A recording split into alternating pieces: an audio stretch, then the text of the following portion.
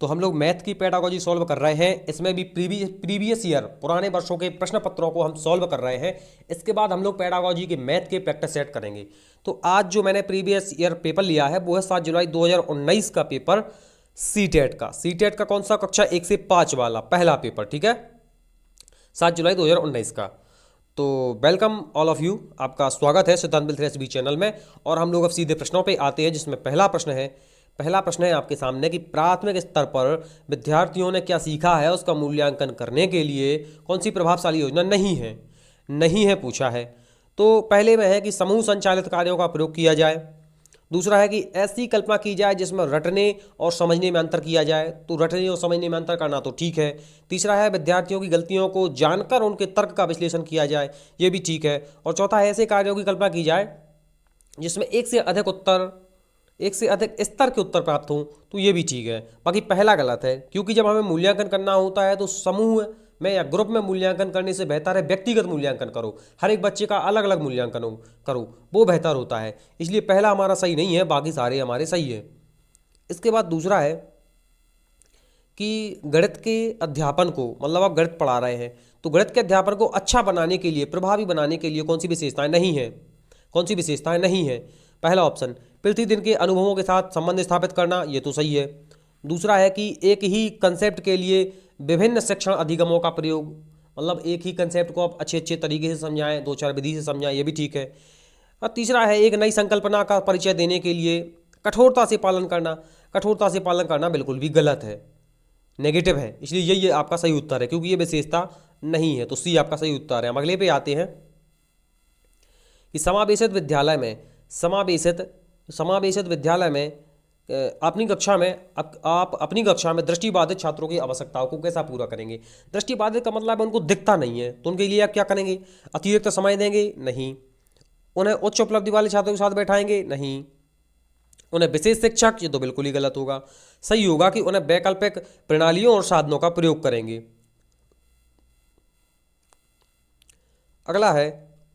अगला है कि कक्षा 3 का कोई छात्र जिसने 16 गुने 25 का गुणन इस प्रकार किया। 16 गुने 25, 16 into 25 is equal to 8 into 2 into 5 into 5, फिर 8 गुने 5 गुना 2 गुना 5, फिर 40 गुना 10 बराबर 400। इस क्वेश्चन को हल करने के लिए छात्र ने गुणन के किस नियम का प्रयोग किया, आपको बताना है। यदि आपने गणित अच्छे से पढ़ी होगी तो आपको पता होगा। इसका मैं आपको सही उत्तर बता देता हूँ। इसका सही उत्तर है साहचर्य का सिद्धांत। और मैं जल्दी जल्दी कराते जा रहा हूँ, जिसको करना है आराम से तो वो वीडियो रोक के आराम से देखे। इसके बाद अगला है कि निम्नलिखित में से कौन सा गणितीय प्रक्रम नहीं है? कौन सा ऐसी प्रक्रिया है इन चार ऑप्शन में से जो गणित में नहीं होती? तो भाई गणित में पक्षांतर होता है, गणित में मानस दर्शन होता है, गणित में आकलन होता है, गणित में या किसी और विषय में कंठस्थ करना नहीं होता। कंठस्थ करना ना गणित में होता है ना किसी और विषय में होता है। इसलिए हमारा चौथा सही उत्तर है। इसके बाद अगला है कि यही है अगला। इसके बाद अगला है कि संख्या और संख्यांक के विषय में, संख्या क्या है, संख्यांक क्या है, इसके विषय में कौन सा कथन सही है? तो दो कथन दिए गए हैं, आपको बताना है कौन सा कथन सही है।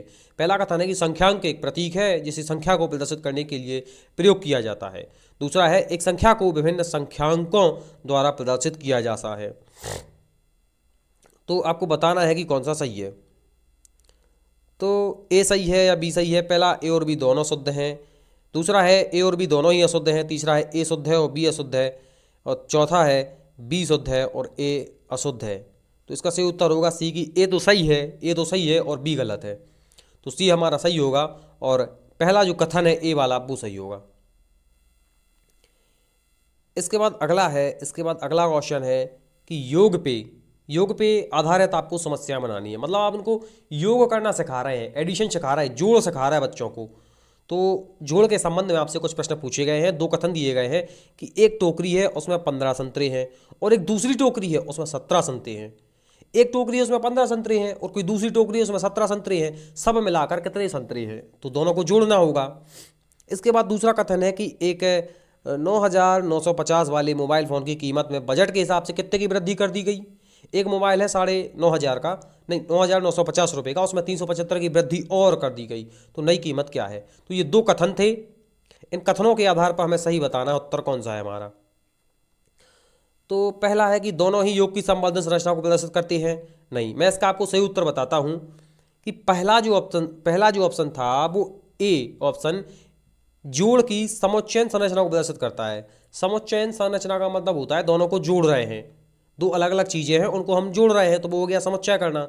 और तीसरा है कि बी में योग की संवर्धन संरचना को प्रदर्शित करता है। बी में था कि 8,950 रुपये का मोबाइल लिया और एक ही चीज है उसी की वृद्धि हो रही है, तो इसको वृद्धि कहेंगे, समृद्धि की। बी में समृद्धि हो रही है, पहले में जोड़ हो रहा है, सिंपल सा दो चीज़ों का जोड़ हो रहा है, दूसरे में एक ही चीज़ में वृद्धि हो रही है, तो तीसरा आपका सही उत्तर है। अगला है कि जीन पियाजे के अनुसार माप के भौतिक राशियों के संरक्षण की योग्यता के विषय में सही कथन को पहचानिए।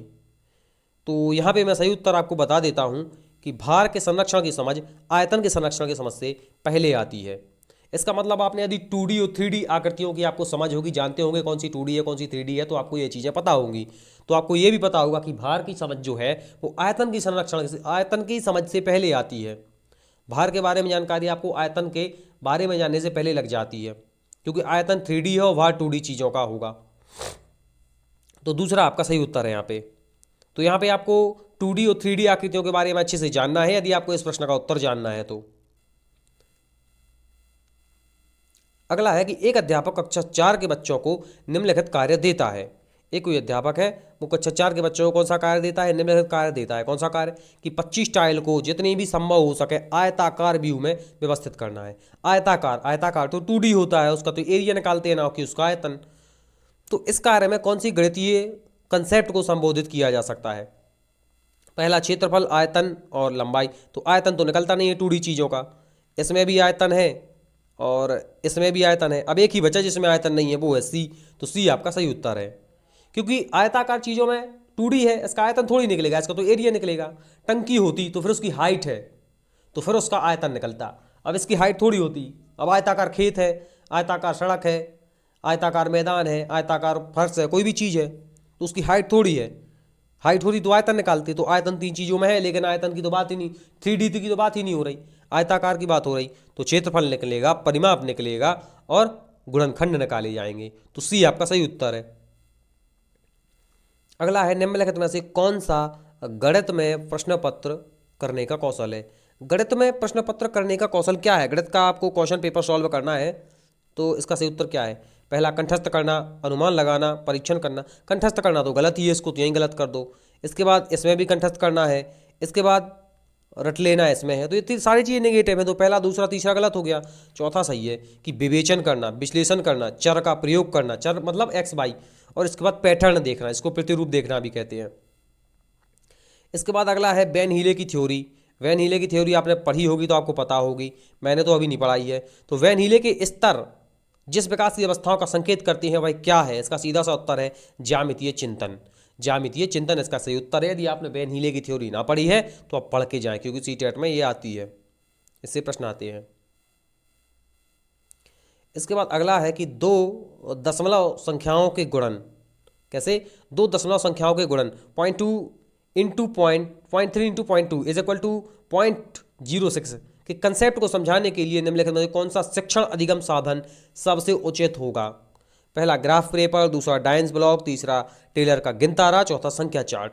इसका सही उत्तर होगा ग्राफ पेपर। सही उत्तर क्या होगा इसका, ग्राफ पेपर। आपको दशमलव वाली संख्याओं को समझाना है तो ग्राफ पेपर सही उत्तर होगा। आगे मैं आपको बता दूंगा कि ग्राफ पेपर क्या है, डायन्स ब्लॉक क्या है, टेलर का गिनतारा क्या है और संख्या चार्ट क्या है, मैं आपको बताने वाला हूँ अभी। देखो ये है, मैं आपको बताता हूँ। ये होता है संख्या का चार्ट। संख्याएं लिखिए कि भाई 1 सेब, 2 बिल्लियाँ, 3 गाजर, 4 छाती। छोटे बच्चों को पढ़ा दिया तो ये संख्या का चार्ट है। और भी संख्या का चार्ट आता है, इसमें चित्र नहीं बनी रहती, सीधी गिनती लिखी रहती। आपने एक सिलेक्ट टाइप की देखी होगी, एक सिलेक्ट टाइप की देखी होगी, ये टेलर का गिनतारा है। इसके बाद डायन्स ब्लॉक क्या है, डायन्स ब्लॉक, ये डायन्स ब्लॉक है, देख लो यहाँ पे, ये डायन्स ब्लॉक है। ये 1, ये एक डिब्बे है तो एक चीज़, फिर ये 10 डिब्बे एक के ऊपर एक जमा दिए, फिर ऐसे 100 कर दिए, फिर 1000 कर दिए। एक वो खिलौना भी आता है ऐसे, यदि आप लोगों ने वो घुमाया हो, उसको सही बनाया हो, ये होता है डायन्स ब्लॉक। इसके बाद ये ग्राफ पेपर हो गया, इस पे 0.6 इंटू 0.3 इंटू 2 लिखेंगे तो 0.06 आएगा, ये ग्राफ पेपर होता। तो ये ग्राफ पेपर है, ये डायन्स ब्लॉक है, ये टेलर का गिनतारा है और ये संख्या चार्ट है, ठीक है।